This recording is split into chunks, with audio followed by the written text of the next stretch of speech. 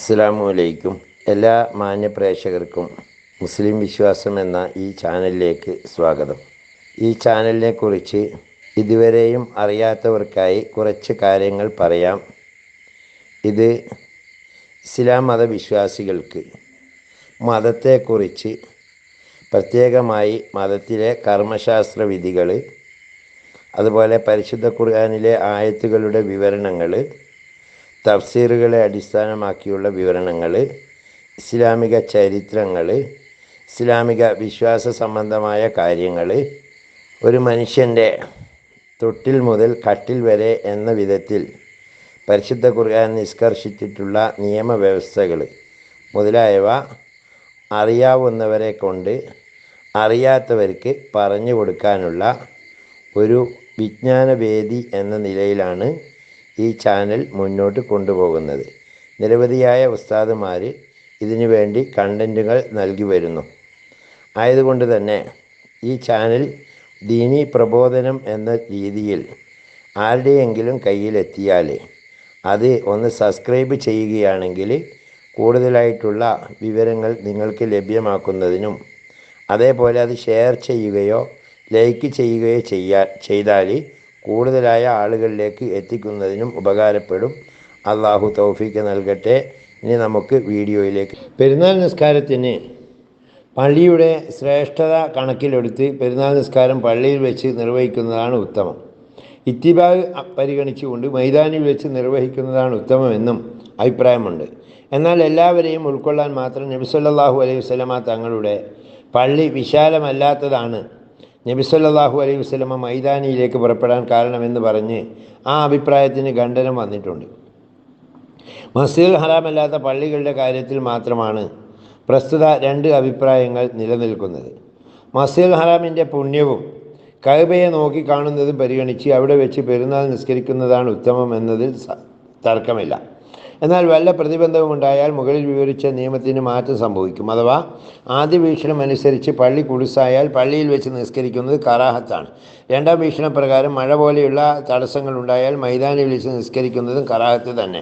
പള്ളി കുടുസാവുകയും മഴ പോലെയുള്ള കാരണങ്ങൾ ഉണ്ടാവുകയും ചെയ്യുന്ന സാഹചര്യത്തിൽ പള്ളിയിൽ ഉൾക്കൊള്ളാവുന്നവരെയും കൂട്ടി ഇമാം പള്ളിയിൽ വെച്ച് നിസ്കരിക്കുകയും ശേഷിക്കുന്നവർക്ക് മറ്റൊരിടത്ത് വെച്ച് നിസ്കരിക്കാൻ ഒരാളെ ഇമാം പ്രതിനിധിയാക്കുകയും വേണമെന്ന് തുഹ്ഫത്തുൽ മുഹ്താജിൻ്റെ 3-ാം വോള്യം 31-ാം പേജിൽ പറയുന്നു. ചുരുക്കത്തിൽ പ്രവിശാലമായ പള്ളി നാട്ടിലുണ്ടായിരിക്കെ ഇസ്ലാമിലെ പ്രധാന കർമ്മങ്ങളിലൊന്നായ പെരുന്നാൾ നിസ്കാരം നിർവഹിക്കാൻ കാലിച്ചന്തകളും മറ്റും തേടിപ്പോകുന്നത് ശരിക്കും പറഞ്ഞാൽ വഹാബിയത്തിൻ്റെയും സലഫിയത്തിൻ്റെയും പണി മാത്രമാണ്. അത് സുന്നികളുടെ ജോലിയല്ല. നബി സല്ലല്ലാഹു അലൈഹി വസല്ലമ മൈതാനിയിലേക്ക് പുറപ്പെട്ടു എന്നത് ശരി തന്നെ. പക്ഷേ സാധാരണ നിസ്കാരങ്ങളിൽ പങ്കെടുക്കാത്ത ധാരാളം പേർ പെരുന്നാൾ നിസ്കാരത്തിൽ പങ്കെടുക്കുമ്പോൾ എല്ലാവരെയും ഉൾക്കൊള്ളാൻ മാത്രം മസ്ജിദ് നബവി വിശാലമല്ലാത്തത് കൊണ്ടാണ് നബി സല്ലല്ലാഹു അലൈഹി വസല്ലമ അപ്രകാരം ചെയ്തത്. കാരണം വിവിധ ആവശ്യങ്ങൾക്കായി മദീനയിൽ നിന്ന് പുറത്തുപോയവരും പരിസര പ്രദേശങ്ങളിൽ നിന്ന് വരുന്നവരും ധാരാളം കുട്ടികളും പെരുന്നാൾ നിസ്കാരത്തിൽ മദീനയിൽ പങ്കെടുക്കുമായിരുന്നു. അതിനാൽ എല്ലാവരെയും ഉൾക്കൊള്ളാൻ മാത്രം വിശാലമായ പള്ളി നാട്ടിലുണ്ടാകുമ്പോൾ പള്ളിയെ ഒഴിവാക്കി പോകുന്നത് അത് പ്രമാണമാവുകയില്ല. നബി സല്ലല്ലാഹു അലൈഹി വസല്ലമ തങ്ങളുടെ കാലം മുതൽ നാളിതുവരെ മക്കയിൽ പള്ളിയിലാണ് പെരുന്നാൾ നിസ്കാരം നടന്നതെന്ന വസ്തുത ഇക്കൂട്ടർ മറച്ചു വെക്കുന്നു. നാശമുണ്ടാകുമെന്ന അതിഭാവന പോലും ഹറാമിന് ആവശ്യമില്ല. നിസ്കാരത്തിന് വേണ്ടി ഒരു വഴിയിലൂടെ പോകുന്നതും മറ്റൊരു വഴിയിലൂടെ തിരിച്ചു വരുന്നതും സുന്നത്താണ്. നബി സല്ലല്ലാഹു അലൈഹി വസല്ലം അപ്രകാരം ചെയ്തിരുന്നതായി ഇമാം ബുഖാരി നിവേദനം ചെയ്തിട്ടുണ്ട്. ദീർഘിച്ച വഴിയിലൂടെ പോയി ചുരുങ്ങിയ വഴിയിലൂടെ തിരിച്ചു വരുന്ന പതിവായിരുന്നു നബി സല്ലല്ലാഹു അലൈഹി വസല്ലമ തങ്ങൾ സ്വീകരിച്ചിരുന്നത്.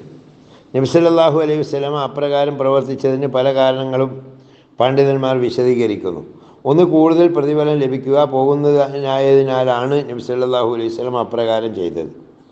രണ്ടാമത്തെ, രണ്ട് വഴികളിലൂടെയും ആളുകൾക്ക് നബി സല്ലല്ലാഹു അലൈഹി വസല്ലമ തങ്ങളോട് എന്തെങ്കിലുമൊക്കെ കാര്യങ്ങൾ സംസാരിക്കാൻ അവസരം ഒരുക്കുക എന്നതാണ്. മൂന്നാമത്തെ, രണ്ട് വഴികളിലുമുള്ള സാധുക്കൾക്ക് ധർമ്മം ചെയ്യാൻ വേണ്ടിയാണ്. മറ്റൊന്ന്, ഇരുവഴികളിലുമുള്ള അടുത്ത ബന്ധുക്കളെയും മരണപ്പെട്ടവരുടെ കബറുകളെയും സന്ദർശിക്കാനാണ്. ഇരുവഴികളിലുള്ള കപടവിശ്വാസികളെ ദേഷ്യം പിടിപ്പിക്കാനാണെന്ന് വിശ്വസിക്കുന്നവർ, കപടവിശ്വാസികളിൽ നിന്ന് രക്ഷപ്പെടാനാണെന്ന് വിശ്വസിക്കുന്നവർ, അവസ്ഥയിൽ മാറ്റം വന്നുവെന്ന ലക്ഷണത്തിന് വേണ്ടി പ്രദേശങ്ങൾ നബിക്ക് അനുകൂലമായി സാക്ഷി നിൽക്കാൻ, കണ്ണേറി ഭയപ്പെട്ടതുകൊണ്ട് തിരക്കിൽ നിന്ന് മോചനം നേടാൻ, കാരണം ഏതായാലും അങ്ങനെ പ്രവർത്തിക്കൽ സുന്നത്താണ്. പിന്നെ പെരുന്നാൾ നിസ്കാരം സ്ത്രീകൾക്ക് സുന്നത്താണെന്ന് മുമ്പ് പറഞ്ഞിട്ടുണ്ട്. എന്നാൽ അതിനു വേണ്ടി വീട് വിട്ടിറങ്ങി അവൾ പോകൽ സുന്നത്തില്ല. ഇപ്പം ചില ഈ വഹാബികളുടെയൊക്കെ നിർദ്ദേശപ്രകാരം ചില പെണ്ണുങ്ങന്മാരുണ്ട് പെരുന്നാളിൻ്റെ അന്ന് അണിഞ്ഞൊരുങ്ങി വലിയ കല്യാണത്തിനോ മറ്റൊക്കെ പോകുന്ന മാതിരിക്ക് ഈ ഗ്രൗണ്ടിലേക്ക് പോകുന്നത് നല്ലതല്ല, ഇസ്ലാമിക രീതിയല്ല. അവളുടെ വീട്ടിൽ വെച്ച് തന്നെ നിസ്കരിക്കുന്നതാണ് ഉത്തമം. സ്ത്രീകൾ ഒന്നിച്ച് നിസ്കരിക്കുമ്പോൾ അവരിൽ ഒരാൾ ഖുതുബ നിർവഹിക്കാൻ പാടില്ല. എന്നാൽ അവരിൽ ഒരാൾ എണീറ്റ് നിന്ന് മറ്റ് സ്ത്രീകളെ ഈ നിസ്കാരം അതുപോലെ തന്നെ തെറ്റിൽ നിന്ന് പശ്ചാത്തപിച്ച് മടങ്ങൽ, തെറ്റ് ആവർത്തിക്കാതിരിക്കാൻ വേണ്ടിയിട്ട് തൗബ ചെയ്യിപ്പിക്കൽ പോലെയുള്ള കാര്യങ്ങളൊക്കെ ഉപദേശിക്കുന്നതിന് തെറ്റൊന്നുമില്ല. പക്ഷേ അത് ഖുതുബയായിട്ടൊന്നും പരിഗണിക്കപ്പെടാൻ പറ്റില്ല എന്നാണ് ഇബ്നു ഹജർ റളിയല്ലാഹു അൻഹുവിനെ പോലെയുള്ളവർ പറയുന്നത്. ഒന്നിച്ച് നിസ്കരിക്കുന്നവരും പെരുന്നാൾ നിസ്കാരം സുന്നത്താണ്, എന്നാൽ അവൻ ഖുതുബ ഓതേണ്ടതില്ല. തനിച്ച് നിസ്കരിക്കുന്നവൻ പെരുന്നാൾ സുന്നത്ത് ആണെങ്കിലും അവന് ഖുതുബ ഓതേണ്ടതില്ല. അടിമക്കും സ്ത്രീക്കും അത് സുന്നത്താണ്. സ്വതന്ത്ര സ്ത്രീയും അടിമയും സ്ത്രീയും അതിനു വേണ്ടി വീട് വിട്ടിറങ്ങുന്നതിൽ, അവർ ജമാഅത്തിന് വേണ്ടി പുറപ്പെടുന്നതിൽ ജമാഅത്തിൻ്റെ തുടക്കത്തിൽ പറഞ്ഞ എല്ലാ നിയമങ്ങളും ബാധകമാണെന്നാണ് തുഹ്ഫയിൽ പറയുന്നത്. സ്ത്രീ വീട് വിട്ടിറങ്ങുന്നതിനാൽ വന്നു ചേരുന്ന തെറ്റിദ്ധാരണകൾ ഒഴിവാക്കാൻ വീട്ടിൽ വെച്ച് തന്നെ നിസ്കരിക്കുന്നതാണ് ഖൈറെന്നതിനാൽ അവൾ പള്ളിയിലെ ജമാഅത്തിൽ പങ്കെടുക്കൽ കറാഹത്താണ്. അവൾ പഴകിയ വസ്ത്രം ധരിച്ചാണ് വരുന്നതെങ്കിലും, കണ്ടാൽ ആശിക്കപ്പെടുന്നവളാണെങ്കിലും കണ്ടാൽ ആശിക്കപ്പെടാത്തവളാണെങ്കിലും ചമഞ്ഞൊരുങ്ങുകയോ സുഗന്ധം ഉപയോഗിക്കുകയോ ചെയ്തവളാണെങ്കിലും ജമാഅത്തിൽ പങ്കെടുക്കൽ കറാഹത്താണ്. മുസ്ലിം ഭരണാധികാരിക്കും അവൻ്റെ പ്രതിനിധിക്കും അപ്പോൾ സ്ത്രീകൾ പള്ളിയിൽ വരുന്നത് തടയാൻ അധികാരമുണ്ട്. രക്ഷിതാവിൻ്റെയോ ഭർത്താവിൻ്റെയോ യജമാനൻ്റെയോ സമ്മതം കൂടാതെ അവർ പള്ളിയിൽ വരുന്നത് ഹറാമാണ്. വിവാഹിതയായ അടിമ സ്ത്രീയാകുമ്പോൾ യജമാനൻ്റെയും ഭർത്താവിൻ്റെയും സമ്മതമില്ലാതെ വരുന്നതും ഹറാമാണ്. അവളിൽ നിന്നും അവളുടെ മേലിലോ നാശം ഭയപ്പെടുമ്പോഴും പള്ളിയിൽ വരൽ നിഷിദ്ധമാണ്. അവൾക്ക് അനുവാദം നൽകുന്നവന് പുറപ്പെടുന്നതിൻ്റെ നിയമം ബാധകമായിരിക്കും. ഈ പറഞ്ഞ നിയമങ്ങളിലെല്ലാം സ്ത്രീയുടെ നിയമം തന്നെയാണ് ഈ നപുംസകത്തിനും കൊടുത്തിരിക്കുന്നത് എന്ന് ഷർവാനി, തുഹ്ഫ പോലെയുള്ള കിതാബുകളിൽ കാണുന്നു. സ്ത്രീ പള്ളിയിൽ വരൽ ഹറാമാകാനുള്ള കാരണം അനുവാദം വാങ്ങേണ്ടവരുടെ അനുവാദം ഇല്ലാതിരിക്കൽ മാത്രമല്ല, നാശം ഭയപ്പെട്ടാലും ഹറാമാകുമെന്നാണ് ഷർവാനി പറയുന്നത്. നാശമുണ്ടാകുമെന്ന അതിഭാവന പോലും ഹറാമിന് ആവശ്യമില്ല. ഇന്ന് നാശം പ്രകടമായതിനാൽ സ്ത്രീകൾ ജമാഅത്തിന് പള്ളിയിൽ ഹാജരാകരുത്. അവർ യുവതികളോ കിഴവികളോ ആയിരുന്നാലും ശരിയെന്ന് ഷർവാനി പറയുന്നു. ഒരു നിസ്കാരത്തിന് ചുരുങ്ങിയത് 1000 നിസ്കാരത്തിൻ്റെ പ്രതിഫലം ലഭിക്കുന്ന നബി സല്ലല്ലാഹു അലൈഹി വസല്ലമ തങ്ങൾ ഇമാമും സഹാബത്ത് മഅ്മൂമികളുമായി നിസ്കരിക്കുന്ന മദീന പള്ളിയിൽ നബി സല്ലല്ലാഹു അലൈഹി വസല്ലമ തങ്ങളോടൊപ്പം ജമാഅത്തിൽ പങ്കെടുക്കാൻ അനുവാദം നേടിയ സഹാബി വനിത ഉമ്മു ഹുമൈദി റളിയല്ലാഹു അൻഹുവിനോട് നബി സല്ലല്ലാഹു അലൈഹി വസല്ലമ ഇങ്ങനെ പറഞ്ഞു: നിങ്ങളുടെ വീടിൻ്റെ ഉള്ളിൽ വെച്ച് നിസ്കരിക്കുന്നതിനാണ് എൻ്റെ കൂടെ മദീന പള്ളിയിൽ നിന്ന് നിസ്കരിക്കുന്നതിനേക്കാൾ നിങ്ങൾക്ക് പ്രതിഫലം ലഭിക്കുക. നബി സല്ലല്ലാഹു അലൈഹി വസല്ലമ തങ്ങളുടെ പ്രസ്തുത നിർദ്ദേശം അറിഞ്ഞ ഒരു പെണ്ണും ജമാഅത്തിന് പള്ളിയിൽ വന്നിരുന്നില്ലെന്നാണ് വസ്തുത. ഇക്കാര്യം നമ്മുടെ വഹാബി മൗദൂദികൾ പോലെയുള്ളവർ അവരുടെ നേതാവായി പരിചയപ്പെടുത്തുന്ന ഷൗക്കാനി തന്നെ പ്രസ്താവിച്ചതാണ്. നമ്മുടെ നാട്ടിലെ സ്ത്രീകൾ സിംഹഭാവവും ഈ നിസ്കാരം ശ്രദ്ധിക്കാത്തവരാണെന്ന് പറഞ്ഞാൽ അത് തെറ്റാകുമെന്ന് തോന്നുന്നില്ല. സുന്നത്ത് നിസ്കാരങ്ങളിൽ ഒന്നാം സ്ഥാനത്തുള്ള ഈ നിസ്കാരം നഷ്ടപ്പെടാതെ സൂക്ഷിക്കാൻ നാം തയ്യാറാകണം. ളുഹറിന് മുമ്പായി തന്നെ നിസ്കരിക്കാൻ ശ്രമിക്കുക. സൗകര്യപ്പെട്ടില്ലെങ്കിൽ ശേഷം ഖളാ വീട്ടണം. ജുമുഅയും പെരുന്നാളും ഒന്നിച്ച് വന്നാൽ രണ്ടും നിർവഹിക്കണം. നബി സല്ലല്ലാഹു അലൈഹി വസല്ലം അപ്രകാരം നിർവഹിച്ചതായി ഇമാം മുസ്ലിം റളിയല്ലാഹു അൻഹു നിവേദനം ചെയ്ത ഹദീസിൽ കാണാം. നുഅ്മാൻ ബിൻ ബഷീർ റളിയല്ലാഹു അൻഹു പറയുന്നു: 2 പെരുന്നാൾ നിസ്കാരങ്ങളും ജുമുഅയിലും നബി സല്ലല്ലാഹു അലൈഹി വസല്ലം സബീസ്മയും ഹല്ലത്താക്കയും ഓതിയിരുന്നു. പെരുന്നാളും ജുമുഅയും ഒരേ ദിവസം വന്നാലും 2 നിസ്കാരങ്ങളും ആ 2 സൂറത്തുകളും നബി സല്ലല്ലാഹു അലൈഹി വസല്ലം ഓതിക്കൊണ്ട് തന്നെയാണ് നിർവഹിച്ചത് എന്നാണ് മുസ്ലിം റളിയല്ലാഹു അൻഹു റിവായത്ത് ചെയ്യുന്നത്. എന്നാൽ ജുമുഅയും പെരുന്നാളും ഒരു ദിവസം വന്നാൽ ജുമുഅ ഒഴിവാകുമെന്ന് ചിലർ വാദിക്കുന്നുണ്ട്. അതിനവർ പ്രമാണമായി എടുത്തു പറയുന്നത് ഇമാം ബുഖാരിയുടെ ഹദീസ് തന്നെയാണ്. അതിങ്ങനെയാണ്: അബൂബൈദ റളിയല്ലാഹു അൻഹു പറയുന്നു, പിന്നെ ഉസ്മാൻ റളിയല്ലാഹു അൻഹുവിനോടൊപ്പം ഞാൻ പെരുന്നാളിന് പങ്കെടുത്തു. അന്ന് വെള്ളിയാഴ്ച ദിവസമാണ്. ഖുതുബയുടെ മുമ്പ് അദ്ദേഹം നിസ്കരിച്ചു. പിന്നീട് നടത്തിയ ഖുതുബയിൽ അദ്ദേഹം പറഞ്ഞു: ജനങ്ങളെ, ഈ ദിവസത്തിൽ നിങ്ങൾക്ക് 2 ആഘോഷങ്ങൾ മേളിച്ചിരിക്കുന്നു. അതിനാൽ മദീനയുടെ മേൽഭാഗങ്ങളിലുള്ളവരിൽ നിന്ന് ജുമുഅയെ പ്രതീക്ഷിക്കാൻ ഇഷ്ടപ്പെടുന്നവർ അത് പ്രതീക്ഷിച്ചു കൊള്ളട്ടെ. മടങ്ങാൻ ഉദ്ദേശിക്കുന്നവർക്ക് ഞാൻ സമ്മതം നൽകിയിരിക്കുന്നു. പ്രസ്തുത ഹദീസിനെ വിശദീകരിച്ചുകൊണ്ട് ഇബ്നു ഹജർ റളിയല്ലാഹു അൻഹു എഴുതുന്നത് ഇങ്ങനെയാണ്: മടങ്ങാൻ ഉദ്ദേശിക്കുന്നവർക്ക് ഞാൻ സമ്മതം നൽകിയിരിക്കുന്നു എന്ന ഉസ്മാൻ റളിയല്ലാഹു അൻഹുവിൻ്റെ പരാമർശം പെരുന്നാളും വെള്ളിയാഴ്ചയും ഒരേ ദിവസം വന്നാൽ പെരുന്നാൾ നിസ്കരിച്ചവർക്ക് ജുമുഅ ഒഴിവാകുമെന്ന് പറയുന്നവർ പ്രമാണമായി സ്വീകരിക്കുന്നു. ഇമാം അഹ്മദ് റളിയല്ലാഹുവിൽ നിന്ന് അങ്ങനെ ഉദ്ധരിക്കപ്പെടുന്നുണ്ട്. അതിന് ഇപ്രകാരം മറുപടി നൽകപ്പെട്ടിട്ടുണ്ട്. മടങ്ങാൻ ഉദ്ദേശിക്കുന്നവർക്ക് ഞാൻ സമ്മതം കൊടുത്തിരിക്കുന്നു എന്ന ഉസ്മാൻ റളിയല്ലാഹുവിൻ്റെ പ്രസ്താവനയിൽ അവർ ജുമുഅയ്ക്ക് തിരിച്ചു വരികയില്ലെന്ന് വ്യക്തമാക്കുന്നില്ല. ഇതിനു പുറമെ മദീനയുടെ മുകൾ ഭാഗങ്ങളിൽ താമസിക്കുന്നവർക്കാണ് ഉസ്മാൻ റളിയല്ലാഹു മടങ്ങിപ്പോകാൻ സമ്മതം നൽകിയതെന്ന് ഹദീസിൽ നിന്ന് വ്യക്തമാണ്.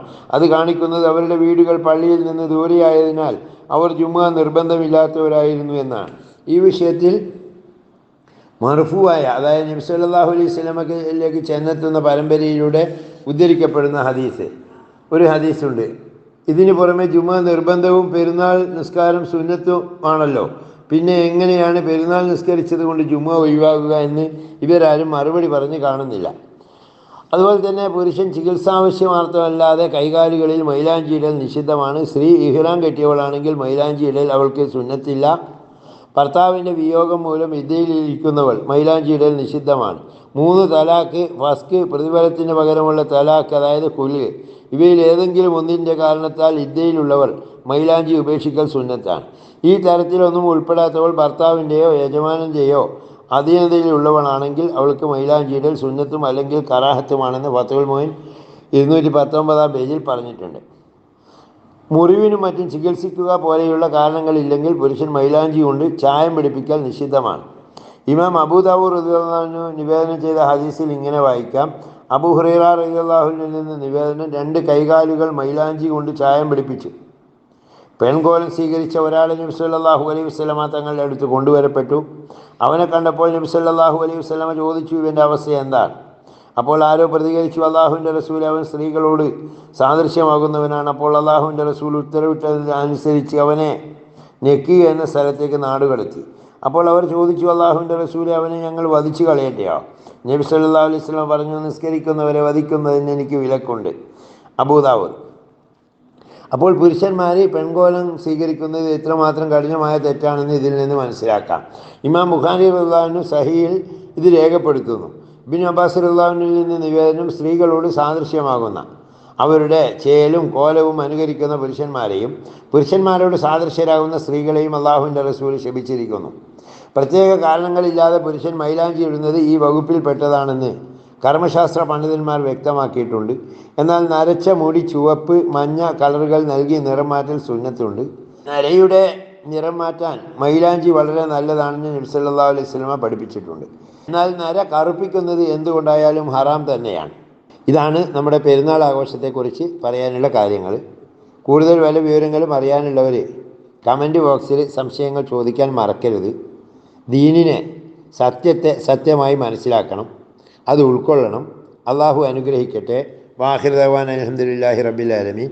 അസ്സലാമു അലൈക്കും വറഹ്മത്തുള്ളാഹി തആല വബറകാതുഹു.